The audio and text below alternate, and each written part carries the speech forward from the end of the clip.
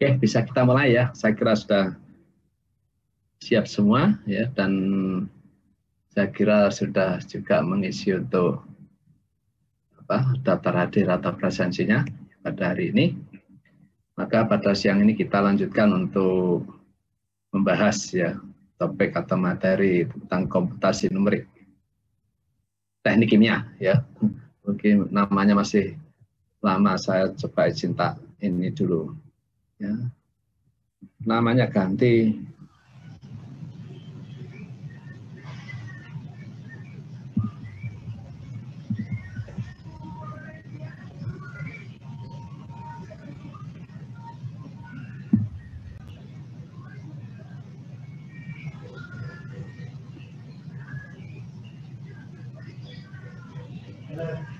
Ya.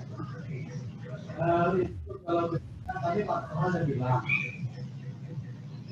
bilang, kalau memang itu satu, yang itu tuliskan, tolong kalau tidak tanya, di mute dulu ya, biar suaranya nggak masuk nanti mengganggu perkuliahan ini.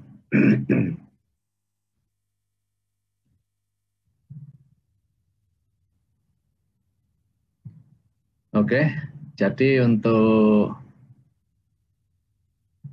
siang ini ya, kita akan mulai dengan pokok bahasan baru, yaitu metode untuk penyelesaian sistem persamaan linear ya. Di mana sistem persamaan linear ini banyak dijumpai di dalam persoalan-persoalan teknik ya. Termasuk juga di dalamnya persoalan-persoalan yang ada di dalam domain atau kita, yaitu teknik kimia ya. Seperti pada penyelesaian persamaan neraca massa maupun persamaan neraca energi ya, pada suatu sistem seperti pada kolom destilasi, kolom absorpsi, dan sebagainya. Nah, oleh karena itu maka di dalam kuliah komputasi numerik ya yang kita pelajari pada atau di departemen kita, yaitu teknik kimia, kita juga akan pelajari topik tentang penyelesaian sistem persamaan linear.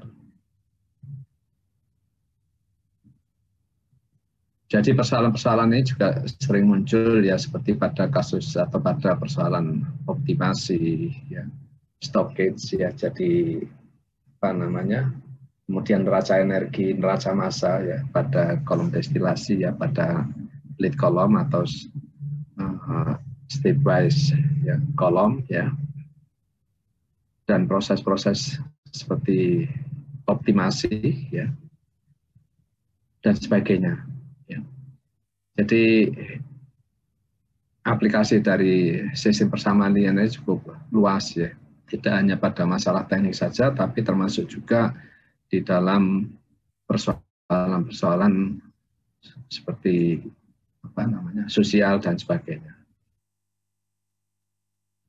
Nah, oleh karena itu maka karena kita termasuk pemakai daripada sistem persamaan linear ini ya, untuk penyelesaian persoalan-persoalan teknik ya yang ada di domain kita, maka kita akan perlu juga untuk memahami berbagai atau beberapa metode ya yang dapat digunakan untuk menyelesaikan sistem persamaan linear.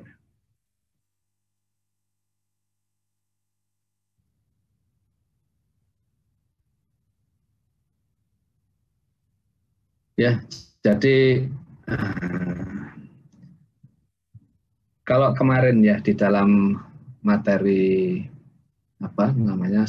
pertama kemarin kita bahas mengenai penyelesaian persamaan non-linear ya, di mana di dalam materi tersebut ya kita fokus pada persoalan untuk mencari nilai X atau akar dari persamaan, sehingga nilai X tersebut ya akan memenuhi ya persamaan tunggal, yaitu Fx itu akan bernilai sama dengan 0 ya.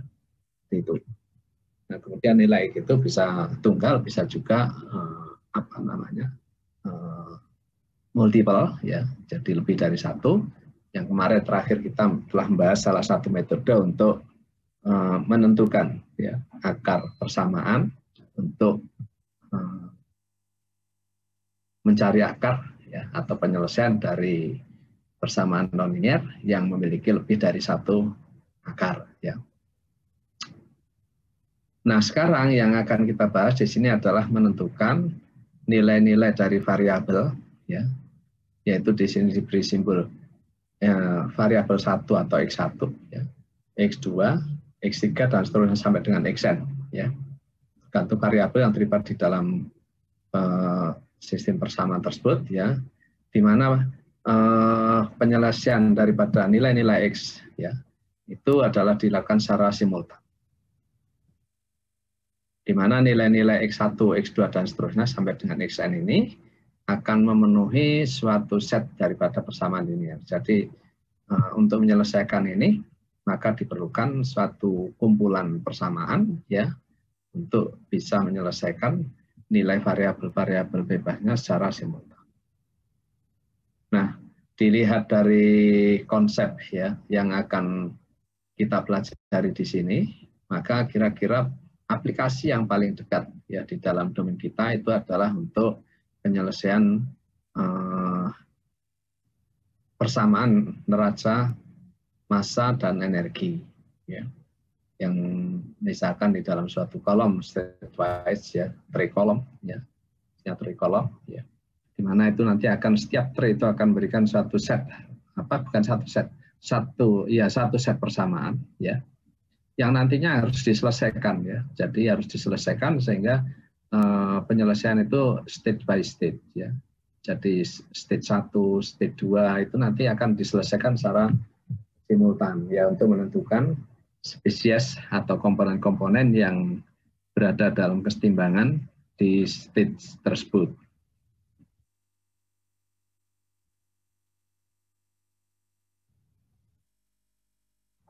Nah, persamaan simultan, ya, jadi di sini sistem persamaan, ya, sistem persamaan karena di sini diberi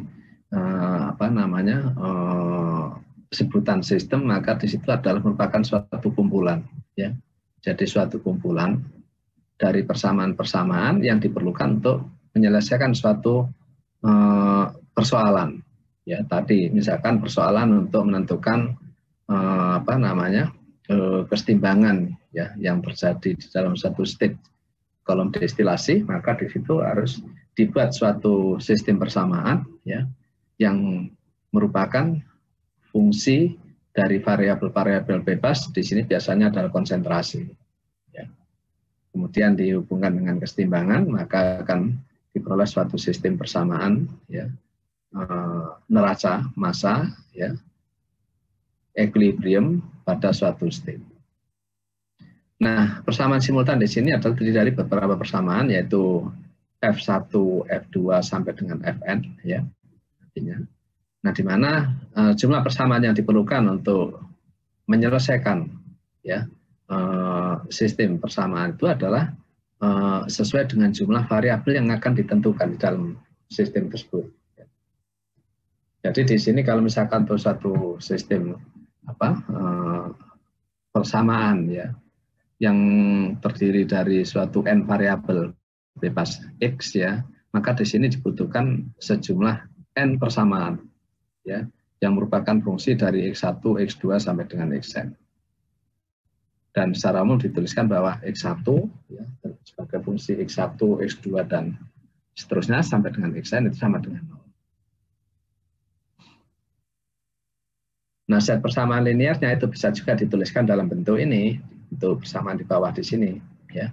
Jadi fungsi-fungsi simultan itu nanti dinyatakan dengan satu persamaan linear yang dinyatakan pada persamaan di bawah, ya. Jadi di sini ada suatu koefisien dari setiap variabel yang disimbolkan dengan A dengan indeks, ya.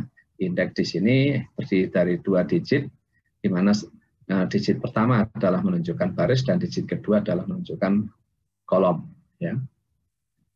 Yaitu di sini A11, X1, ya, ditambah A12 X2 ya, dan seterusnya sampai dengan A1N XN sama dengan C1.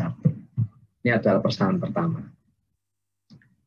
Dan seterusnya ini dibuat sejumlah persamaan ya, sesuai dengan jumlah variabel bebas yang ada ya. Di sini misalkan sampai dengan N, maka akan sampai persamaan ke N, yaitu AN1 ya, X1 ditambah AN2 X2 sampai dengan ANN XN sama dengan CN.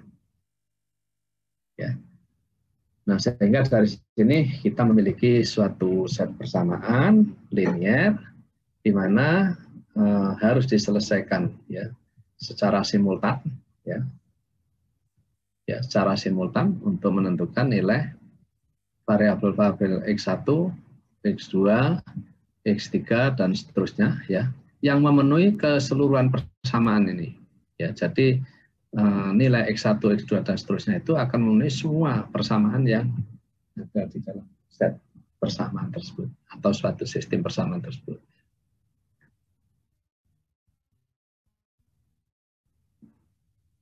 Nah, sistem persamaan linear di sini ada beberapa suatu keadaan ya yang perlu dipahami ya. Karena di dalam satu sistem persamaan ya bisa jadi itu tidak ada solusi ya, bisa jadi ada solusi. Nah, itu bisa dilihat dari contoh sederhana ya. Jadi persamaan ini apa namanya? Linear ya. Jadi misalkan dengan dua persamaan ya. Jadi suatu sistem persamaan itu ya akan memiliki solusi atau apa namanya nilai ya dari setiap harga X yang memenuhi masing-masing persamaan ya itu bila terjadi misalkan dalam contoh ini adalah dua persamaan ya, maka dia akan memiliki titik potong. Artinya apa? Berarti dia slope-nya itu tidak sama atau tidak berimpit. Nah, untuk mengetahui bahwa sistem persamaan itu memiliki solusi atau tidak, maka perlu diketahui dari determinannya. Ya, jadi kalau determinannya itu adalah sama 0, maka dia tidak punya solusi. Nah, sebagai contoh di sebelah kiri di situ adalah contoh ya 3x1 plus 2x2 sama dengan 18 dan minus x1 ditambah 2x2 sama dengan 2. Nah, maka kalau kita tentukan determinannya di situ bernilai 8. Ya. Nah, sehingga kalau kita gambarkan secara grafis ya, maka di situ ada suatu titik potong dari kedua persamaan tersebut.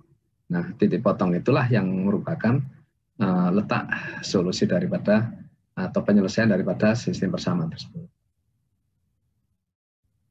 Nah, kemudian ada kalanya bahwa persamaan itu memiliki slope yang hampir berimpit. Ya.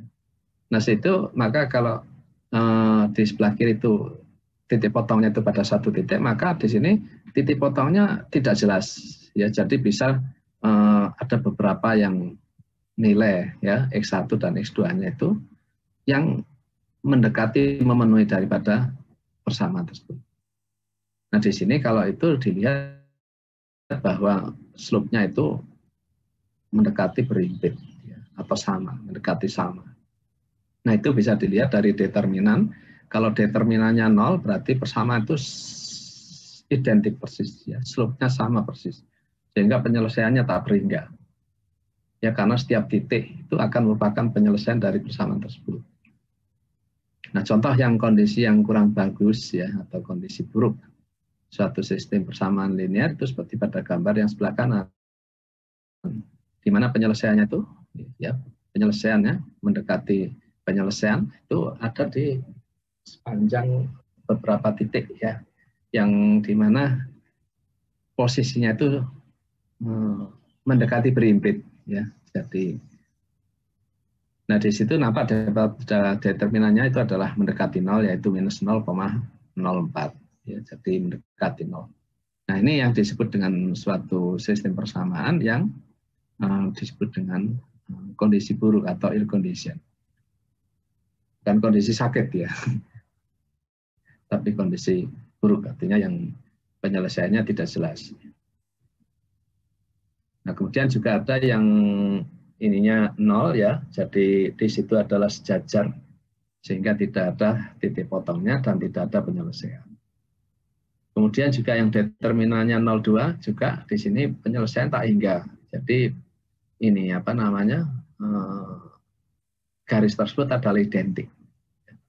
Ya, kedua garis atau kedua fungsi itu adalah identik, ya, sama ya. Jadi, nah yang sebelah kiri itu sejajar dan keduanya adalah memiliki determinan sama dengan 0. Sehingga kalau determinannya sama dengan 0, artinya basis persamaan tersebut tidak memiliki solusi atau memiliki solusi tapi tak berhingga. Jadi semua nilai itu memenuhi untuk sistem persamaan tersebut. Nah, ini adalah kondisi-kondisi yang mungkin terjadi pada suatu sistem persamaan linier. Jelas ya? Nah,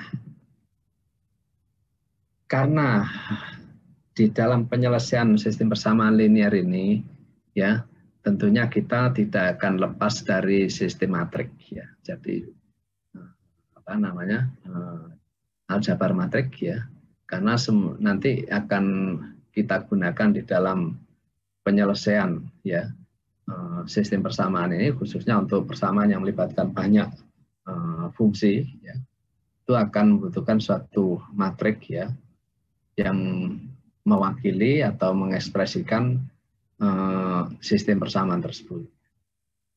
Nah, oleh karena itu maka kita akan lihat sebentar ya mengenai matrik. Tapi sebetulnya ini bukan menjadi ini apa bahasan utama, tapi ya sehingga nanti tidak akan muncul di ujian untuk matrik ini. Tapi hanya sekedar mengingat saja ya.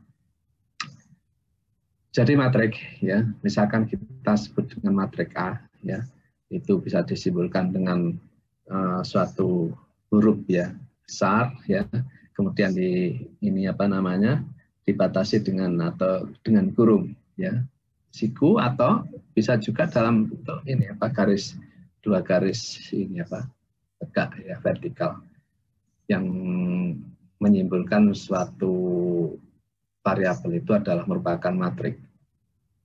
Nah, di mana matrik A di sini memiliki elemen ya, di mana elemen-elemen itu kalau di dalam sistem persamaan linier maka elemen-elemen itu merupakan koefisien-koefisien dari variabel yang terlibat di dalam persamaan.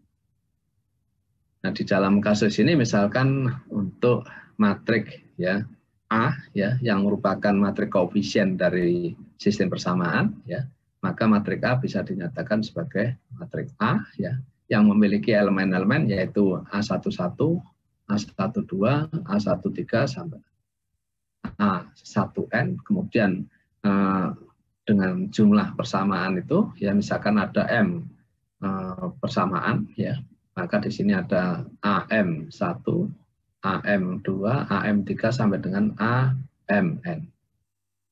Ya. Jadi di sini matrik ini memiliki elemen yang jumlahnya adalah M kali N. Nah, di mana M ya itu adalah jumlah baris ya dan N adalah merupakan jumlah kolom ya.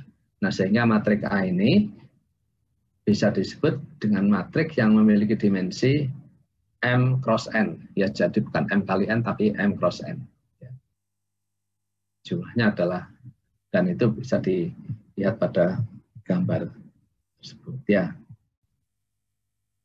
Ya, jadi di situ untuk mengidentifikasi ya elemen daripada matrik ya, maka di sini bahwa set elemen horizontal itu disebut baris ya, jadi yang garis horizontal itu disebut baris, kemudian yang ke arah bawah ya vertikal itu disebut dengan kolom. Jadi matrik A di sini matrik yang terdiri dari M baris dan N kolom. Ya. Nah, kemudian di situ untuk identifikasi dari masing-masing elemen di dalam posisinya di dalam matrik ya, maka diberikan suatu indeks ya, di mana ada 2 digit atau 2 angka, di mana yang pertama adalah menunjukkan baris ya, posisi baris, baris pertama, baris kedua, baris ketiga, baris keempat dan seterusnya. Kemudian untuk digit yang kedua adalah menunjukkan nomor kolom. Ya, jadi kolom 1, kolom 2, kolom 3 dan seterusnya. Oke. Ini adalah notasi matrik ya. Ya, jadi ini tadi sudah saya jelaskan, saya kira ini ya. Nah, ini tadi juga sudah saya jelaskan untuk indeks atau subscript daripada elemen matrik, menunjukkan posisinya di dalam matrik ya, posisi elemen di dalam matrik. Nah, matrik ini ya bisa dilakukan operasi ya secara aljabar ya. Jadi di sini matrik yang terdiri dari J kolom ya dan I baris ya, baris I baris ya, di mana di sini adalah MN. Maka operasi-operasi yang bisa dilakukan pada suatu matrik, misalkan penjumlahan pengurangan ya, itu berlaku juga untuk matrik. Kemudian perkalian dan pembagian ya. Kemudian ada operasi-operasi khusus yang terkait dengan matrik, itu ada matrik transpose ya, kemudian inverse matrik, determinan daripada matrik tadi ya, di atas sudah diberikan contohnya. Saya tidak akan bahas semuanya ya, karena ini bukan domain untuk materi KNT, tapi ini saya kira Anda bisa nanti belajar sendiri. Di sini nanti bisa dilihat lagi ya di slide ini. Jadi tidak akan saya bahas semua, mungkin sebagian nanti akan saya lewati dengan cepat ya. Nah, kemudian jenis matrik, di situ ada matrik khusus sangkar, matrik diagonal, matrik identitas, ya, matrik segitiga atas, segitiga bawah, ya. Kemudian matrik simetri, matrik identitas tadi sudah ya, matrik baris, matrik kolom atau vektor ya. Kalau hanya satu baris atau satu kolom saja itu disebut dengan vektor, ya. Atau matrik vektor kalau lengkapnya matrik vektor itu yang terdiri hanya satu baris atau satu kolom. Sehingga di situ disebut dengan vektor baris atau vektor kolom. Itu contohnya di samping itu ya, ada matrik ya, ada bujur sangkar ya, ada matrik diagonal dan seterusnya. Ini vektor ya, ini vektor, kemudian matrik square atau sangkar di sini adalah terdiri dari matrik yang memiliki jumlah baris dan kolom yang sama. Ini ada bandwidth metrik ya, atau bandwidth ya matrik. Di situ adalah suatu matrik di sekitar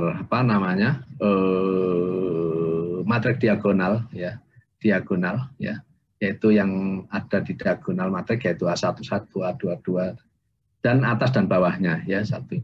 Dan beberapa elemen yang ada di atas dan bawahnya itu yang satu yang sesuai dengan posisinya terhadap diagonal ya, itu disebut dengan bandwidth. Kemudian di atasnya di situ ya, di atas matrik diagonal itu ada upper matrik dan kemudian ada lower atau matrik matrik segitiga atas dan segitiga bawah ya, yang diberi simbol dengan garis biru segitiga ya, yang atas itu adalah upper, yang bawah adalah lower ya. Nah, kemudian matrik identitas itu adalah elemen matrik diagonalnya itu adalah 1 ya, bernilai 1, dan elemen yang lain itu bernilai 0 ya.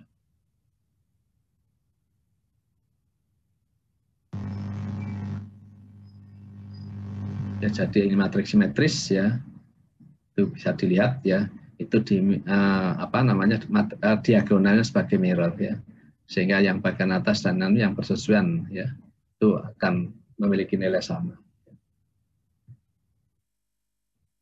Kemudian matrik ini ya, jadi Square matrik dengan semua matrik diagonal ini ya maksudnya. matriks sekuer dengan semua elemen di luar diagonalnya adalah 0. Ya, jadi yang bernilai non-zero itu hanya matriks diagonal, tapi tidak bernilai 1 ya. Bukan tidak bernilai 1, bisa juga bernilai 1, tapi tidak semua. Ya, jadi nilainya itu bisa negatif, bisa positif, tapi tidak sama dengan 0. Artinya bahwa diagonalnya tidak sama dengan 0.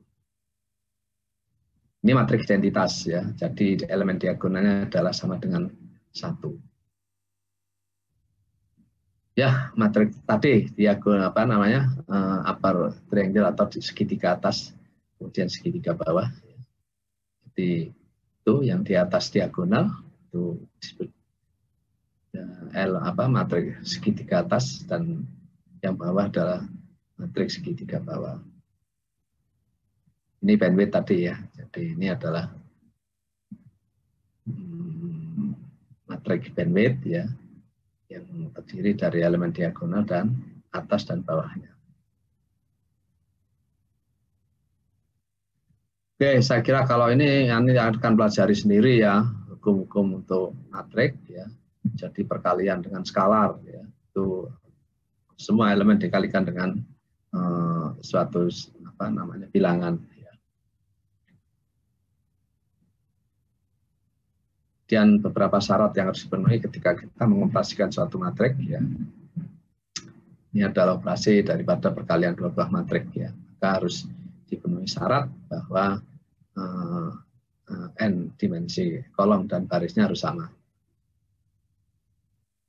Hasil perkalian matriks di sini akan menghasilkan suatu matriks ya dengan dimensi, yaitu dengan jumlah baris itu sama dengan baris daripada matriks pertama ya, dan jumlah kolomnya adalah sesuai dengan kolom matriks kedua ya, dalam hal ini adalah matriks A dan matriks B.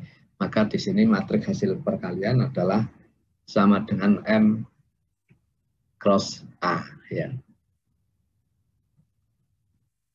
Ya, jadi ini hukum-hukum yang berlaku pada matriks. Saya kira tidak akan bahas lebih jauh tentang ini ya.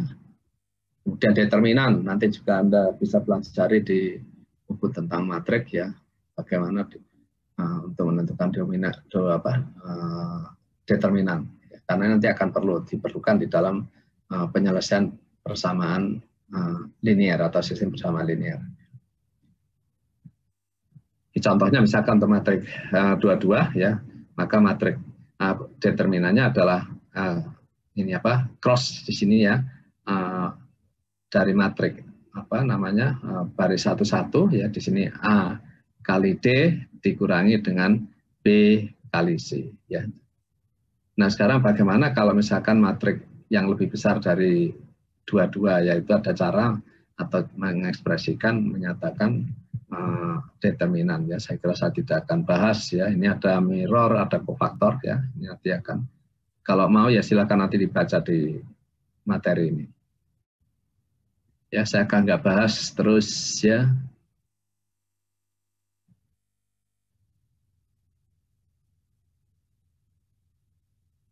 Nah, ini adalah determinan sifat-sifatnya ya. Jadi determinan A disimbolkan dengan A pakai dengan simbol di atas kasih ya. Kemudian bila semua entry dari baris dan kolom adalah 0, maka determinan sama dengan 0.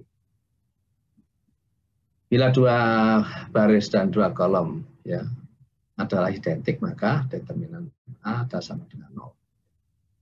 Ya, jadi nanti dipelajari sendiri, contoh saja untuk menentukan ya. Jadi ini saya kira tadi sudah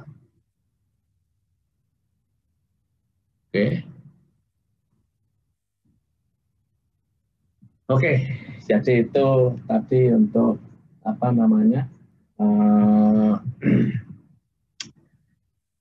kita singgung atau kita review tentang matriks ya. Nah, sekarang kita akan masuk ke pokok bahasan, yaitu mengenai penyelesaian sistem persamaan linear. Nah, ada beberapa metode nanti yang akan kita bahas di dalam materi ini, ya, yang pada siang ini akan kita mulai dengan satu metode eliminasi. Ya. Metode eliminasi ini, ya, ada beberapa metode, ya. Di sini kita mulai dari yang sederhana, ya, yang sederhana, yaitu metode eliminasi Gauss. Saya kira ini waktu Anda SMA juga sudah belajar, saya kira. Waktu belajar matematik, ya, tentang matrik, ya, atau sistem persamaan, ya. Maka Anda sudah belajar tentang eliminasi Gauss.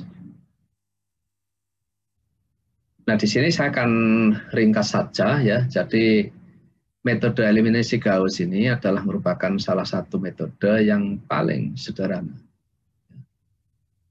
Jadi, dan paling awal, pengembangan metode ini adalah paling awal, ya, dikembangkan. Ya. Dan kemudian ini banyak juga digunakan di dalam penyelesaian sistem persamaan ini. Ya, dengan cara eliminasi. Nah, untuk cara eliminasinya, nah, tentunya ada teknik atau metode, ya, yang bisa dilakukan, ya, di mana metode ini memiliki suatu karakteristik yang tipikal atau spesifik, ya, sehingga bisa diselesaikan secara komputer atau dengan cara numerik, ya.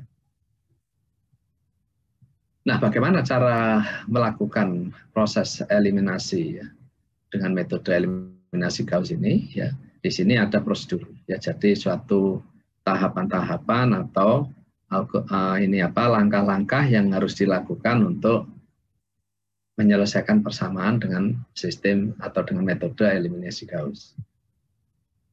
Nah, dari prosedur ini kita ringkas, ya. Jadi pertama kita harus merubah, ya, sistem persamaan ke dalam bentuk segitiga atas. Ya, tadi ada matrik segitiga, ya. Nah, di sini untuk merubah sistem persamaan ke dalam bentuk segitiga atas, nah ini yang disebut dengan disebut dengan eliminasi maju, ya, atau forward. Ya.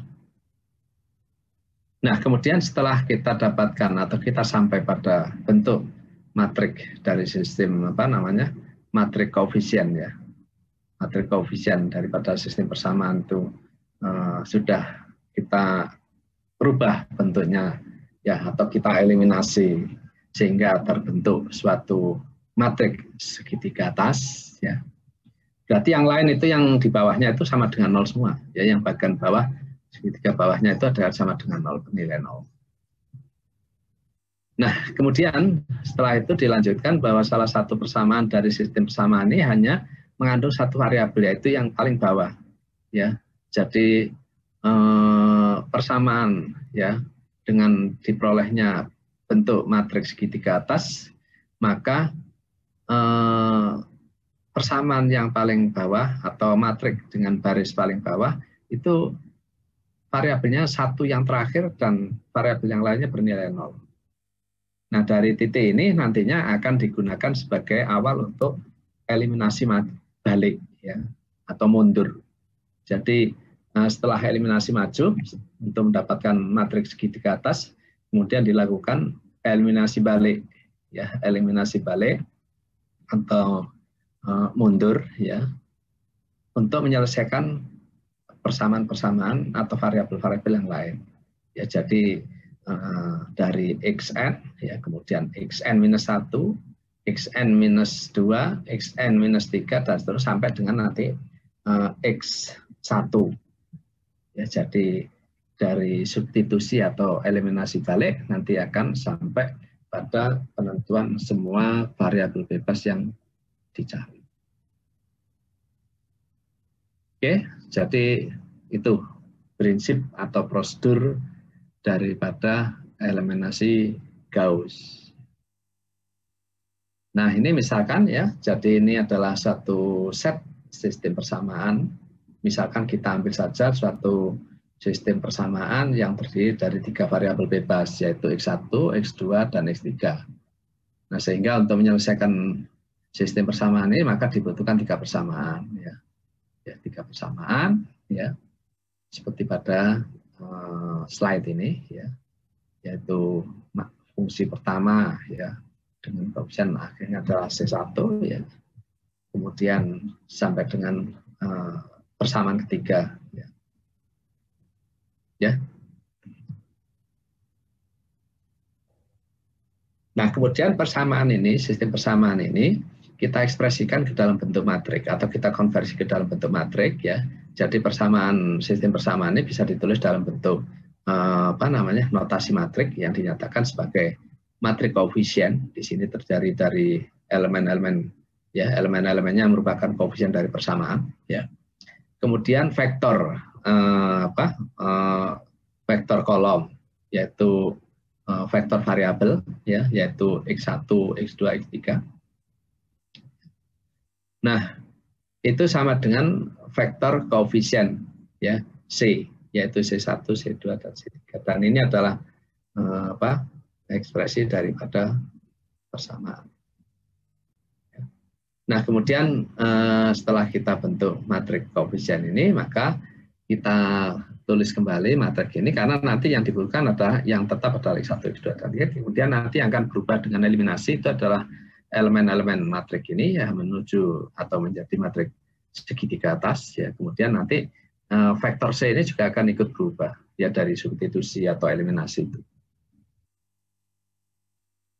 Nah, ini caranya. Jadi matrik ini nanti akan dirubah, ya, menjadi matrik segitiga atas, ya. Kemudian matrik yang bawahnya, ya, segitiga bawahnya akan bernilai 0. Nah, kemudian untuk C ini yang masih tidak berubah, yaitu C1, tapi yang C2 dan seterusnya itu akan berubah, ya, tergantung tahapan daripada eliminasi. Nah, dari matrik segitiga atas ini, ya, maka kita bisa menentukan untuk dalam eliminasi mundur atau balik, ya, maka dimulai dari baris yang terakhir, ya, dari baris yang terakhir di situ yang hanya terdiri dari satu elemen yang non zero, ya, yaitu A33. Nah, sehingga di sini hanya satu koefisien atau elemen dari matrik yang tidak bernilai 0. Maka solusi substitusi baliknya dimulai dari sini, ya, dari mulai X yang terakhir yaitu X3 itu sama dengan C3, ya, double apostrof, ya, karena dia eliminasi kedua kalinya, ya, dibagi dengan A33, ya, karena hanya satu elemen atau variabel saja, ya. Yang lainnya kan 0. Nah, kemudian setelah X3 diketahui, ya, dari substitusi balik ini, maka naik ke atasnya, ya. Jadi C3 yang sudah diperoleh di sini nanti digunakan untuk evaluasi baris kedua, ya. Dari baris ketiga, kemudian baris kedua, ya.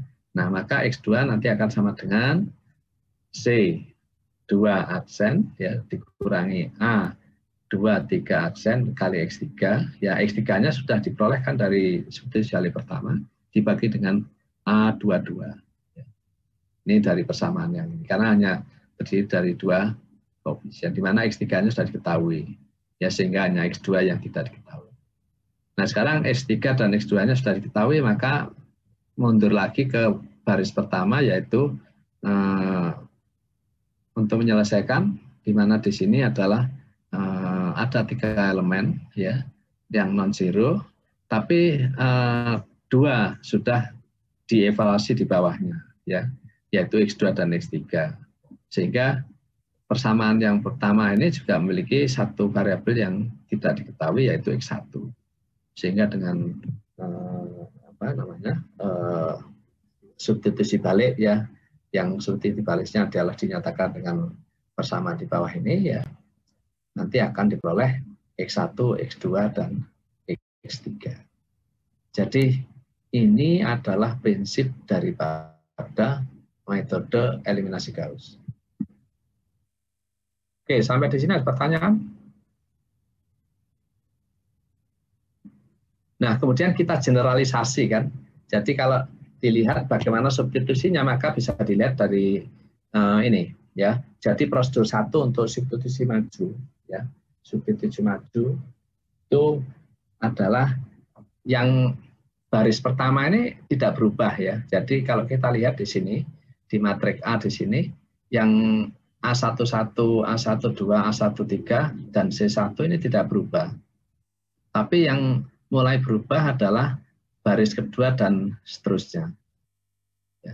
Nah, untuk merubah baris kedua dan seterusnya, ya, maka baris kedua di sini adalah caranya, ya baris kedua, ya baris 2 dikurangi baris 1 dikalikan dengan A21 dibagi A11. Nah, ini bisa dilihat di sini.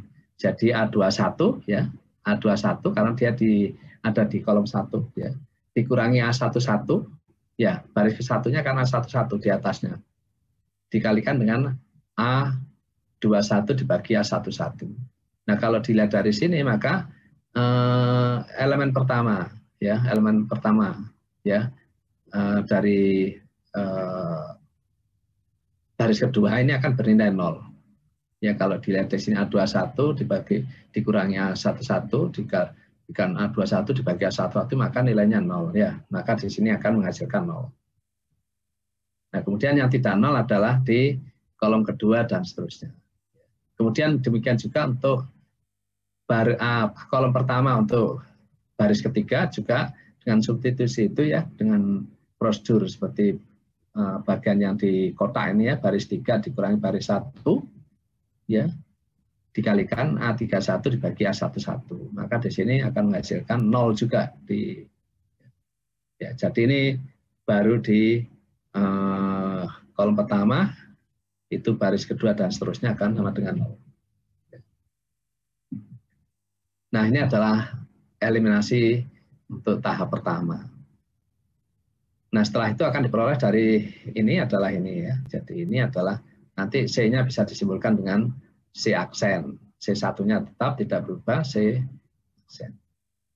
C3-nya juga aksen masih karena baru substitusi. Nah, kemudian nanti dengan cara yang sama, di mana baris kedua nanti sebagai acuan, maka baris kedua nanti tidak berubah ini. Ya. Jadi yang kedua tidak berubah, nanti yang berubah yang ketiga. Nah, ini prosedurnya seperti ini. Ya. Jadi yang ini kan tidak berubah, yang ini tidak berubah. Ya. Bisa dilihat ya pointer saya ya? Bisa, Pak. Bisa, Pak. Jadi yang baris kedua ini tidak berubah ya. Tetap seperti pada substitusi pertama. Ya. Kalau yang baris pertama sama sekali tidak berubah, baris kedua akan berubah ya dari substitusi. Nah, kemudian dilanjutkan baris kedua sebagai acuan untuk substitusi baris ketiga dengan cara yang sama, yaitu prosedurnya di sini yang berubah hanya baris 3, yaitu baris 3 dikurangi baris 2 karena acuannya kan 2 tadi. Kalau yang pertama kan acuannya 1 ya. Kemudian dikalikan dengan A32 aksen ya, hasil eliminasi pertama tadi ya, dibagi dengan A22 aksen ya. Jadi itu caranya sama seperti pada eliminasi pertama, cuman sekarang referensinya atau acuannya adalah baris kedua. Yang pertama nggak disinggung sama sekali kan, dia hanya sebagai acuan untuk itu. Nah, sehingga dari kalau untuk sistem matrik 33 ini ya, untuk sistem dengan 3 variabel ini, maka dengan 2 tahap substitusi kita sudah menghasilkan matrik diagonal atas, di mana maksudnya matrik segitiga atas, ya. Di mana komponen yang lain itu 0 nilainya. Ya. Nah, sehingga nampak di sini bahwa elemen yang non zero hanya 1 itu hanya di baris ketiga, yaitu A33 double aksen, hasil eliminasi atau substitusi ke step 2 atau step 2. Nah, sehingga dari sini nanti akan dilakukan substitusi balik ya, dimulai dengan penentuan X3, kemudian dari X3 menentukan X2, kemudian dari X2 menentukan X1. Ya. Nah, sehingga dengan demikian maka proses ya yang dilakukan ya pada eliminasi ini ya, yaitu eliminasi secara berurutan ya, yang dikenal dengan eliminasi Gauss. Ya. Nah, sehingga dengan demikian kalau dari prosedur ini tentunya kita tinggal membuat algoritmanya kan. Ya. Jadi pertama adalah sistem persamaannya diinputkan, kemudian membuat matrik ya, matrik daripada fungsi ya. Kemudian dilakukan eliminasi maju, kemudian eliminasi balik. Di mana prosesnya sesuai dengan prosedur yang ada di dalam tahapan-tahapan tadi. Nah, sehingga kalau ini kita buat secara general atau digeneralisasi, ya, maka bisa dilihat pada ini. Ya. Ini tadi sudah ya, saya kira sudah dijelaskan untuk substitusi balik. Caranya sudah ya. Jadi, nah, sehingga ini adalah generalisasi daripada metode eliminasi Gauss, ya, di mana ini adalah suatu sistem persamaan dengan n variabel bebas, yaitu variabel x, ya, sehingga dibutuhkan n persamaan. Ya. Nah, kemudian untuk substitusi maju, ya, substitusi maju, ya, ya, dengan matrik ini nanti kan Anda bisa gambarkan matriknya, ya. Maka di sini untuk substitusi maju yaitu A, I, J. Ya, A, I, J berarti sama, nanti yang satu ini, baris satu ini tidak disentuh sama sekali ya, jadi tetap ya. Jadi yang berubah pada step pertama ini mulai baris kedua dan seterusnya. Nah, cara merubahnya yaitu di sini A, I, J ya, jadi A, I, J ya. Ini R itu adalah untuk ini apa step tadi ya, step 1, step 2, step 3 dan seterusnya ya.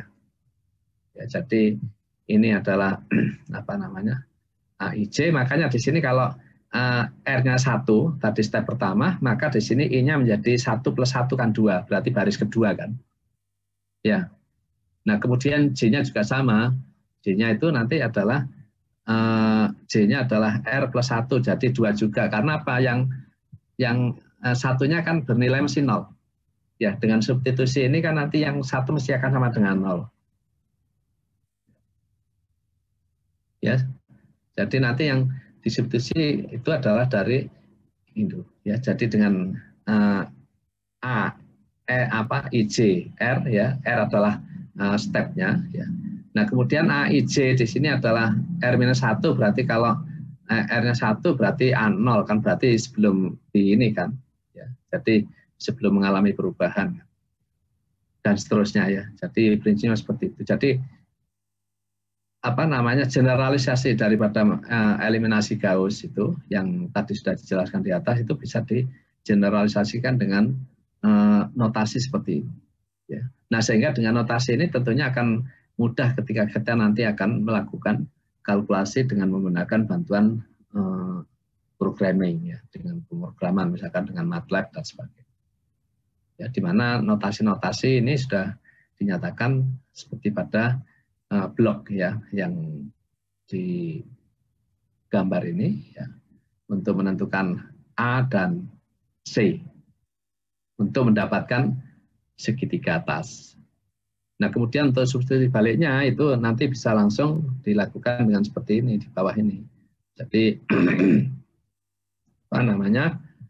Setiap apa namanya loop nanti akan menghitung xn dari mulai xn, kemudian xn-1, xn-2, xn-3 sampai dengan xj.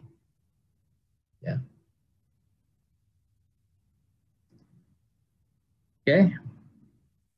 Nah, ini adalah apa metode yang dikenal dengan eliminasi Gauss. Nah, ini adalah apa namanya sama tadi ya, ini sebetulnya sama aja, saya kira enggak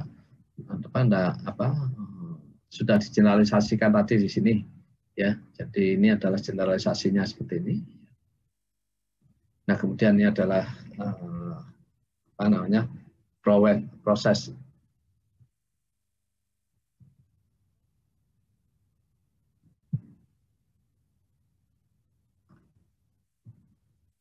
sebentar ya.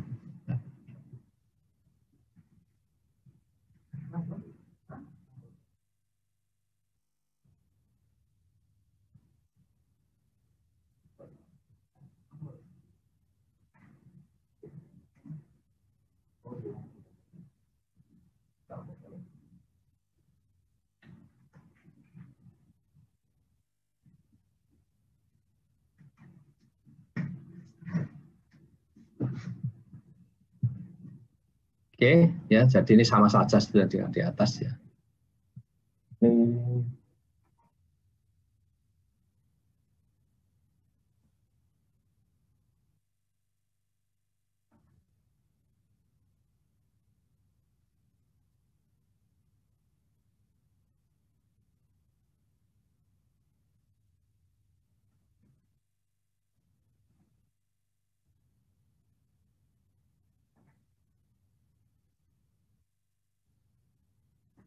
Ya, kemudian flowchart untuk metode eliminasi Gaussian ini bisa juga dilihat di buku ini ya, buku apa ya, buku ajar ya, yang ada di departemen itu ya.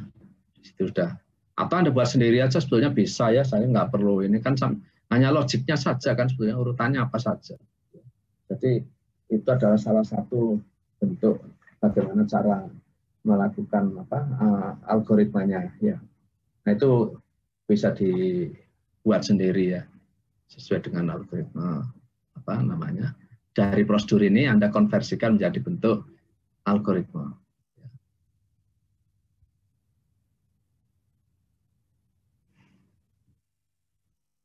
Oke, ada pertanyaan sampai di sini?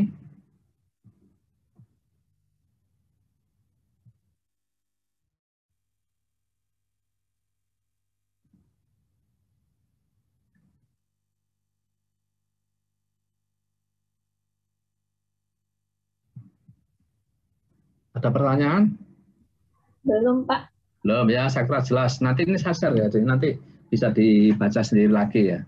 Nanti saya share di classroom ya setelah kuliah ini selesai nanti akan saya share di classroom. Nanti silakan Anda akan bisa belajar lagi. Baik, Pak. Oke, ini metode Gauss-Jordan. Jadi ini pengembangan daripada eliminasi Gauss. Kalau eliminasi Gauss tadi kan penentuannya satu-satu ya. Jadi penentuannya satu-satu karena apa prosesnya juga dua langkah dari apa namanya substitusi maju dulu atau eliminasi maju ya. Kemudian eliminasi balik ya yang dihitung satu-satu ya. Jadi metode Gauss-Jordan sebetulnya juga mirip karena memang berangkatnya juga dari metode eliminasi Gauss. Nah, cuman perbedaannya itu ada terletak pada proses eliminasi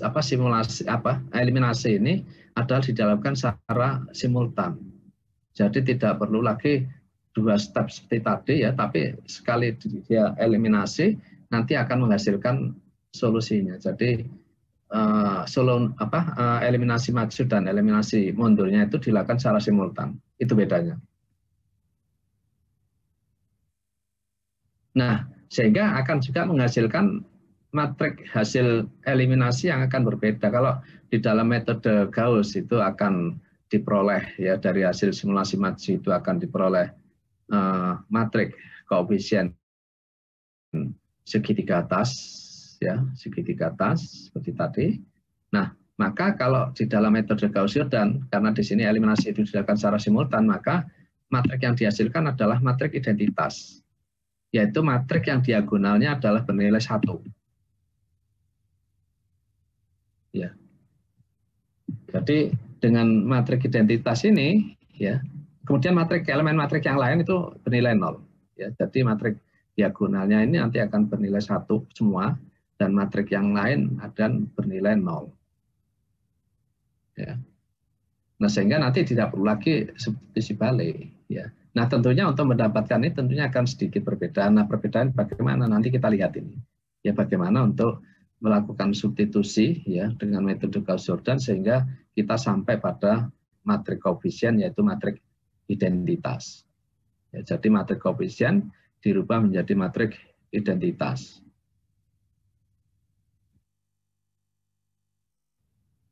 Ya, jadi ini.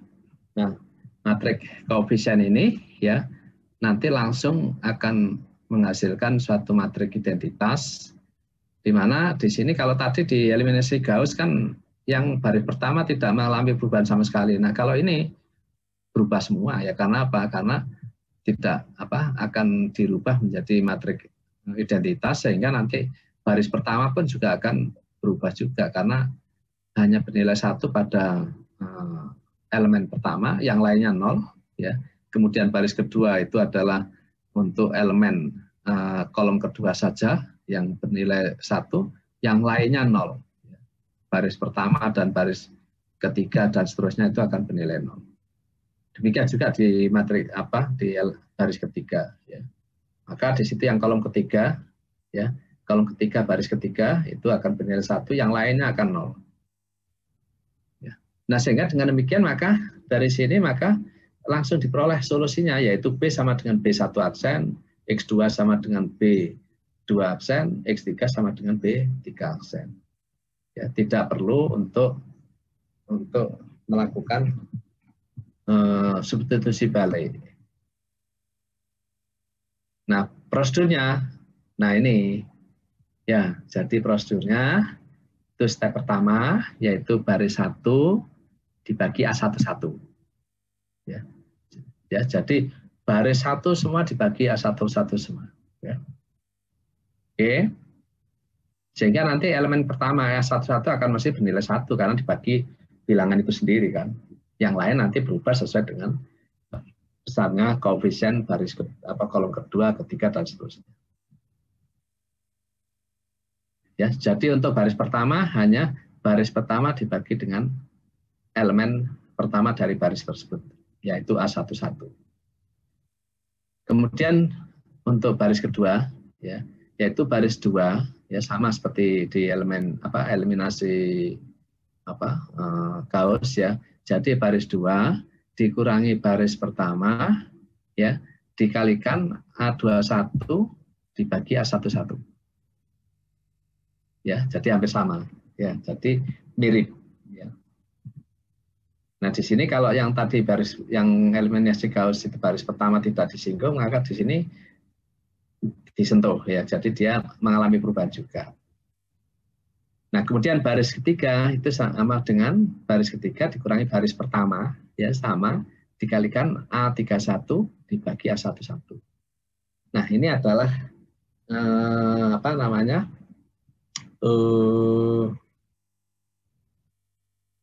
untuk substitusi, ya, simultan tahap pertama.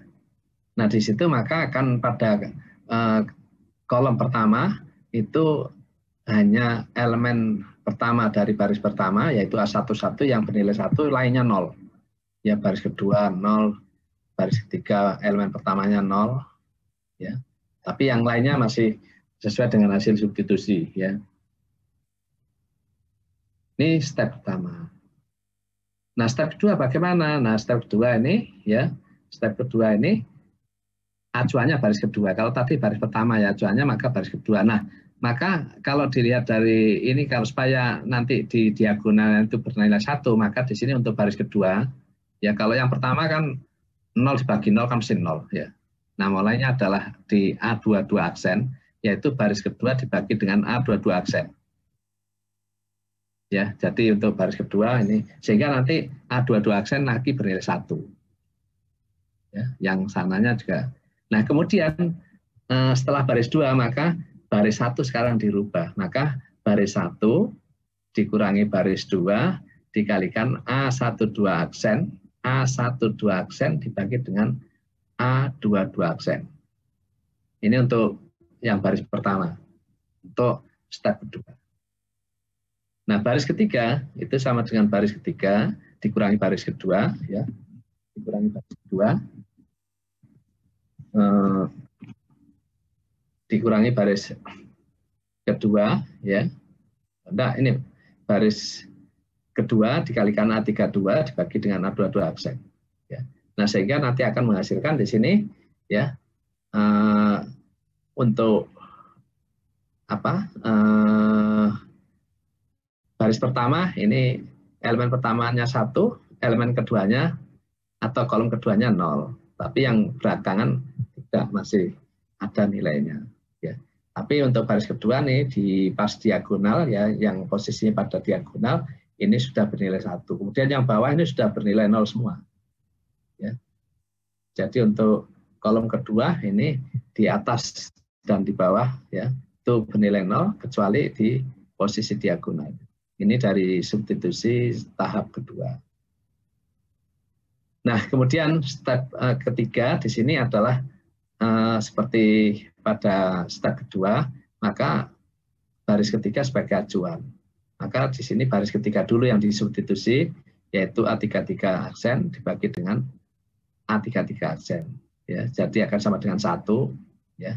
Kemudian yang lainnya akan dengan 0. Nah, kemudian dengan substitusi ini, ya, kemudian baris 1 ya, dikurangi baris 3, ya. Baris 1 dikurangi baris 3 dikalikan A13 double aksen dibagi A33 double aksen.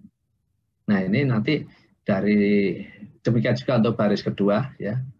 Baris kedua, ya, maka akan diperoleh matrik identitas. Untuk matrik matrik koefisien itu akan berubah menjadi matrik identitas. Nah, sehingga dengan demikian maka langsung diperoleh solusinya, yaitu X1 sama dengan B1 triple aksen, X2 sama dengan B2 triple aksen, dan X3 sama dengan B3 triple aksen. Ya, jadi itu bedanya. Ya, jadi ada perbedaan, sehingga dengan substitusi ini tentunya akan, kalau dilihat dari prosedur, ya, ini akan lebih efektif, kan? Ya, jadi lebih efektif atau lebih cepat, karena sekali substitusi itu akan sudah sampai pada penyelesaian. Kalau metode Gauss itu 2 kali substitusi, yaitu substitusi maju dan substitusi balik atau mundur. Itu perbedaannya. Nah, sehingga kalau persamaan itu nanti kita tuliskan, ya, kita tuliskan dari step pertama itu nanti akan proses, ya, proses eliminasinya itu akan seperti ini. Ya, jadi sini 1 kan, ya, dan seterusnya, ya, nanti akan diperoleh ini. Ya, dan ini akan sama dengan A1, kemudian A12 aksen, A13 aksen, dan seterusnya. Ya, jadi ini adalah gambaran untuk step pertama. Oke.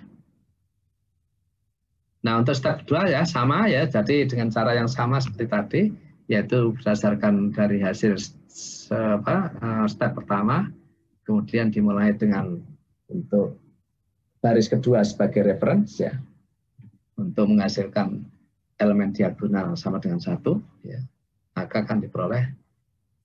Ya. Jadi ini adalah penjabaran atau penjabaran dari prosedur tadi. Yang simple tadi itu dijabarkan kira-kira seperti ini.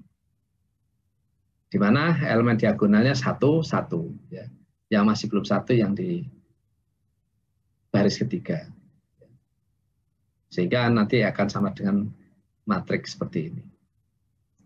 Nah, kemudian kalau kita substitusi ketiga, ya, maka substitusi ketiga, ya, akan diperoleh persamaan seperti ini, ya. Jadi ini 1, ini B3 double aksen dibagi A33 double aksen, ya.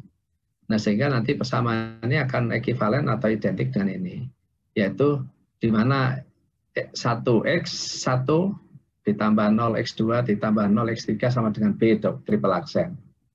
Kemudian 0x1 ditambah 1x2 ditambah. Nah, sehingga kalau dilihat dari sini maka akan diperoleh solusinya, yaitu x1 sama dengan B1 triple aksen, x2-nya B2 triple aksen, dan B3-nya adalah x3-nya adalah B3 triple aksen. Ya, jadi saya kira ini juga cukup jelas bagaimana prosedur untuk metode ini. Ya, ini metode Gauss-Jordan. Dan perbedaan antara metode Gauss-Jordan dan metode Gauss, ya, atau eliminasi Gauss, itu adalah pada proses eliminasinya. Kalau Gauss murni itu adalah 2 kali eliminasi, ya, atau substitusi. Kalau metode Gauss-Jordan adalah eliminasi dan substitusi itu dilakukan secara simultan. Nah, kalau dilihat dari prosedurnya di situ, maka metode Gauss-Jordan ini akan lebih efektif dari sisi waktu, ya. Oke, jelas ya.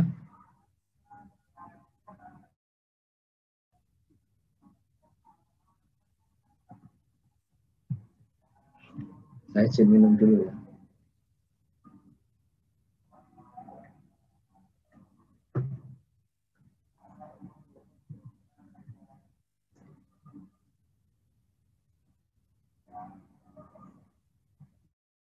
Nah, kemudian kita generalisasi ya, sama ya. Jadi yang penting di sini adalah generalisasinya itu seperti di blok yang kanan ya, di kotak yang kanan itu ya, untuk merubahnya ya. Di sini R itu adalah untuk step ya, atau step 1, step 2, step 3 ya. Ya, jadi tahapan 1, tahapan 2, tahapan 3 ya.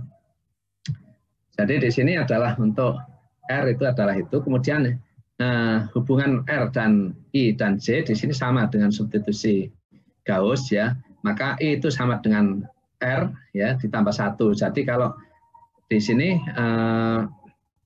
untuk step pertama berarti R-nya 1 ya, jadi I-nya menjadi 2 kan 1 plus 2 ya. Jadi di sini R 1, 2, 3 dan seterusnya sampai N-1 ya, N-1. Nah, kemudian I-nya itu sama dengan R plus 1, kemudian J-nya juga R plus 1. Sehingga R ini nanti akan mulai dari 2, 3, 4, dan seterusnya sampai dengan N. Ya. Karena R-nya adalah sampai dengan N-1, berarti nanti I-nya itu akan sampai dengan N. Nah, sehingga kalau ini kita lakukan, ya substitusi ini akan sampai pada solusi yaitu Xn sama dengan Cn ini step ke N ya, step ke N. Jadi lebih praktis ya. Jadi dari hasil substitusi dan eliminasi dilakukan secara simultan sehingga langsung pada sampai penyelesaian. Oke, ada pertanyaan sampai di sini?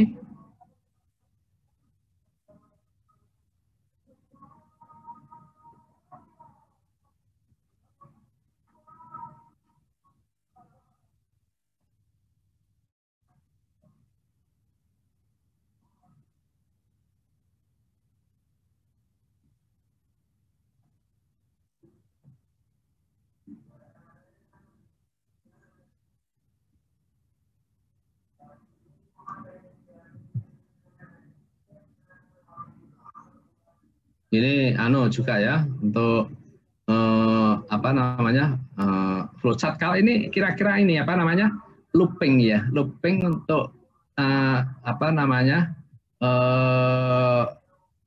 simbol ya, apa namanya untuk simbol MATLAB-nya ya, MATLAB-nya itu kira-kira seperti ini. Ini tidak fix seperti ini, adalah blok untuk eliminasi Gauss-Jordan ya. Jadi kalau Anda mau melakukan eliminasi Gauss-Jordan, kira-kira bloknya seperti ini.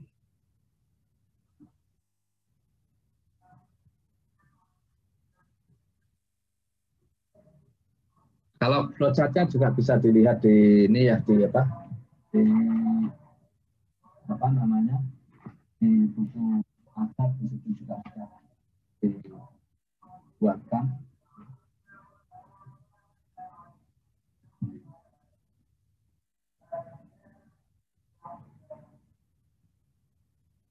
Oke, ada pertanyaan?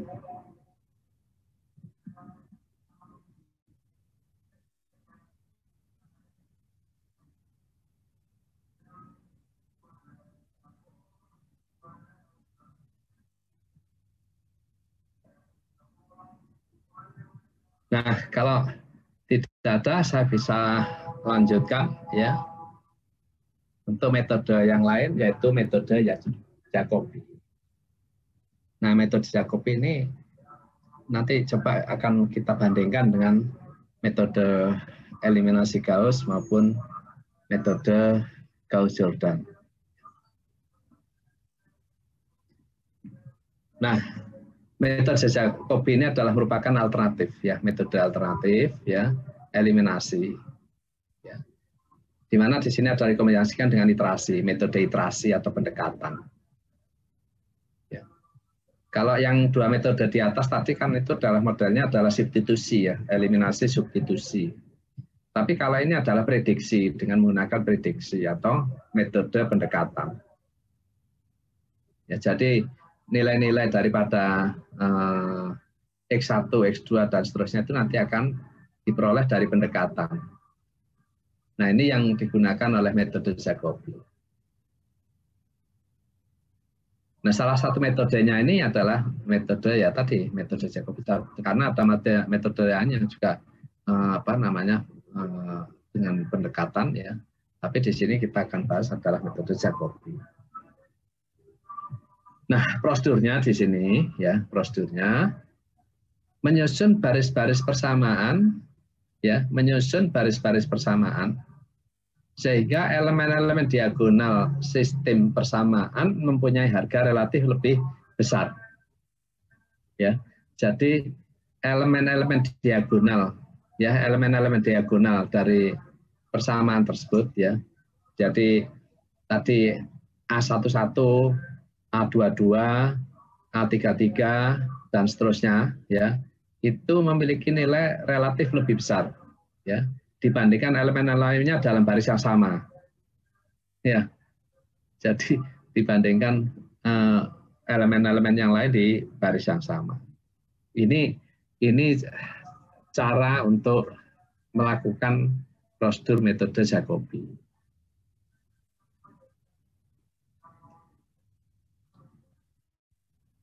Nah, prosedurnya di sini kita perlu melakukan pendekatan, menentukan pendekatan awal atau tebakan awal. Ya, sebagai case di sini adalah X1. Ya. Nah, kemudian dari X1 di sini hitung komponen X1 untuk dengan cara seperti ini. Jadi XI ya, XIK ya, itu sama dengan CI minus sigma ya.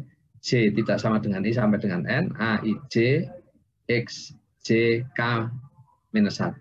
Jadi yang atas ini adalah ini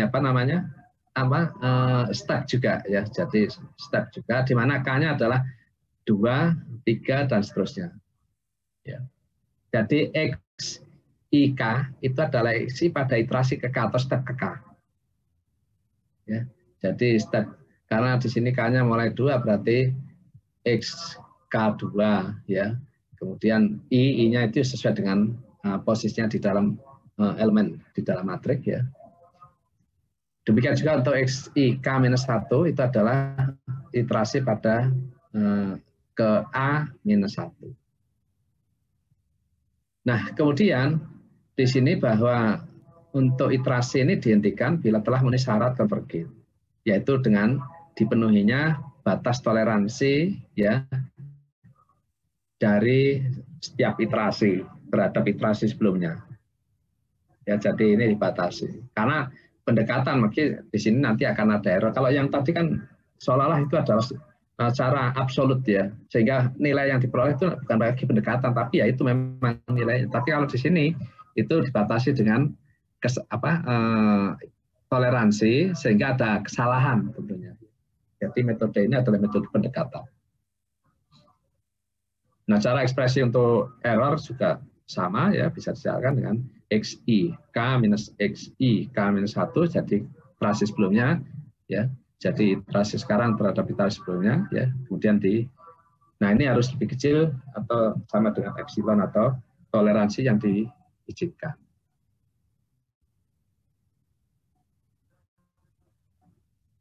Nah, ini metodenya ya, metode contohnya ya. 4X1 dikurangi X2 ditambah X3 dan seterusnya ya. Ini. Nah, kemudian di sini solusinya itu adalah X1, X2 dan X3 adalah 246. Nah, kemudian estimasinya dari P0-nya adalah X1, X2 dan X3-nya adalah 1, 2, 2. Nah, kemudian coba gunakan, nah ini Gauss-Seidel-nya belum ya, Gauss-Seidel-nya mati ya. Ini dengan iterasi Jacobi saja ya. Maka dengan metode Jacobi di sini X1, X2 dan seterusnya seperti ini ya. Kemudian ini adalah persamaan asalnya ya. Persamaan asalnya. Nah, kemudian di sini persamaannya dirubah menjadi ini. Ini X1, ini X2 dan X3. Nah, kemudian di sini adalah X1, X2, dan X3-nya adalah hasil penyusunan ulang, ya, persamaan dalam bentuk yang persamaan pertama sebagai X1, persamaan kedua sebagai X2, dan persamaan tiga sebagai X3. Nah, kemudian dari persamaan ini kemudian dimasukkan nilai pendekatan, ya, di sini 122, ya, maka di sini adalah X2 dan X3-nya adalah 22, kemudian X1-nya kan tidak masuk ya di sini. Jadi X1 sama dengan 7 ditambah 2 minus 2. Sama dengan sekian. Nah, kemudian dari sini maka X2 ya sama dengan ini kok minus. Oh, positif ini keliru ya. Ini jadi positif mestinya ya. Jadi X2 sama dengan 21 plus 4 kali 1 ya X1 baru muncul masuk, kemudian X3 itu 2 dibagi 8 ya, sama dengan 3, demikian juga untuk X3 sama ya, jadi 15 ditambah 2 kali 1 minus 2 dibagi 5 sama dengan. Nah, kemudian kalau kita tentukan error dari masing-masing dengan absolutnya ya, maka kalau di sini adalah ini apa namanya, solusinya kan ini 2, 4, 6 ya. Maka di sini X1 adalah 2 dikurangi ini. Kemudian untuk X2 4 dikurangi 3,375 ya, sama dengan. Nah, kemudian untuk X3 sama dengan 3 dikurangi 3 sama dengan 0. Ini keliru, mestinya 3-nya ini adalah ini ya. 3 ya, bukan 6 ya. Ini adalah 3 dikurangi sama dengan 0. Kemudian iterasi kedua dengan cara yang sama, maka diperoleh X1 adalah 184 ini. Kemudian X3-nya adalah ini ya. Kemudian untuk X3-nya sama dengan ini. Kemudian dicari errornya ya. Akan diperoleh error X1 adalah 0,15625, X2 0,125 dan X3-nya 0,025. Kemudian untuk iterasi ketiga ya dengan cara yang sama diperoleh X1-nya 1,9, X3-nya sama dengan X2-nya sama dengan 3,9 ini dan X3-nya sama dengan 2,9. Di mana di sini masih terdapat error. Dan ini akan diteruskan ya, akan dilanjutkan sampai pada akhirnya nanti akan sampai pada nilai X1 ya itu sama dengan 2 ya, X3-nya sama dengan X2-nya sama dengan 4 dan X3-nya adalah sama dengan 3. Oke. Nah, sekarang ya. Nah, sekarang coba ya dibuat ya atau diselesaikan contoh soal ini dengan metode Gauss dan metode Gauss-Jordan. Nah, latihannya. Ya. Nah, dikerjakan menggunakan Excel ya. Nanti ya metode Gauss ya, kemudian Gauss-Jordan ya. Itu nanti dikumpulkan di classroom ya. Ya, dikumpulkan di classroom. Ya. Di paling lambat nanti jam 3:30 ya. Nanti akan saya buatkan di classroom ya. Untuk apa namanya?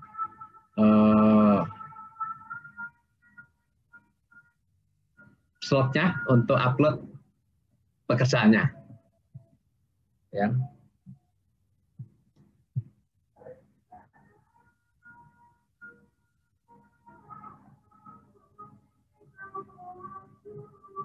Oke. Ada pertanyaan sampai di sini?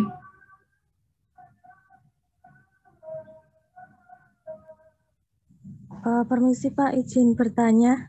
Ya. Ya, saya Naimatul Ma'wa. Nah, itu nanti dikumpulkan 3:30 di classroom ya Pak? Iya, ya. Untuk PPT-nya ini udah ada di classroom atau belum ya Pak? Belum, habis ini tak sekalian saya buatkan untuk ini ruang untuk upload latihan ini. Berarti nanti pengerjaannya itu melalui metode Gauss sama Gaur Jordan, benar Pak? Ya betul. Tapi soalnya ini soalnya sama ini. Iya. Tapi mohon maaf Pak, waktunya tidak terlalu mepet Pak. Ini sudah hampir jam 3. Iya kan pakai Excel. Excel 3:30. Ya udah, baik Pak. Nanti dicoba. Ya. Oke. Jadi ini kalau gitu share-nya saya tutup ya. Nanti saya siapkan untuk ini. Silakan dikerjakan, dicatat dulu soalnya. Sudah ya. Nanti di Excel-nya diberi nama dan NRP. Ya. Jadi tugas 1, nama dan NRP.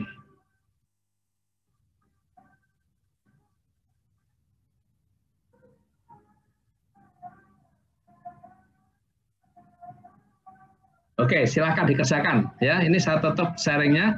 Saya akan muat di classroom untuk materi ini. Oke? Halo. Iya Pak. Baik Pak. Oke. Oke, saya tutup ya share-nya. Kemudian ini nanti akan saya saya upload di classroom.